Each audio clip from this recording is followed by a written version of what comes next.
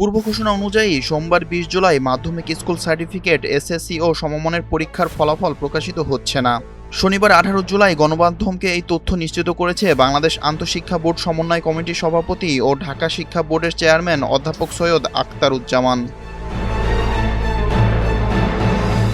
তবে নির্দিষ্ট তারিখে ফল প্রকাশ সম্ভব না হলেও চলতি জুলাই মাসের মধ্যেই ফলাফল প্রকাশের জন্য বোর্ড সম্পূর্ণ প্রস্তুত রয়েছে বলে তিনি জানান।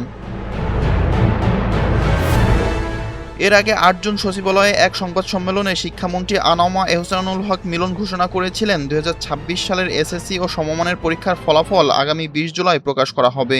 প্রতি সপ্তাহে সর্বোচ্চবার বিকাশ পেমেন্টে ৫০ জন হবেন পেমেন্ট চ্যাম্পিয়ন। জিতে নিন টিভি সহ আকর্ষণীয় সব প্রাইজ। এ বিষয়ে সংশ্লিষ্টদের প্রয়োজনীয় নির্দেশনাও দেওয়া হয়েছিল।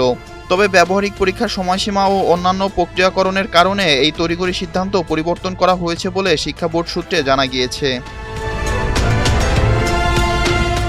চলতি বছরের এসএসসি ও সমমানের মূল লিখিত পরীক্ষা গত ২১ এপ্রিল ২০২৬ তারিখে শুরু হয়ে ২০ মে পর্যন্ত চলে। এরপর গত ১৪ জুন পর্যন্ত দেশজুড়ে ব্যবহারিক পরীক্ষা অনুষ্ঠিত হয়। এবছর ৯টি সাধারণ শিক্ষা বোর্ডের অধীনে এসএসসি, মাদ্রাসা শিক্ষা বোর্ডের অধীনে দাখিল এবং কারিগরি শিক্ষা বোর্ডের অধীনে এসএসসি ও দাখিল পরীক্ষায় মোট ১৮,৫৭,০০০-এরও বেশি শিক্ষার্থী অংশগ্রহণ করেছে।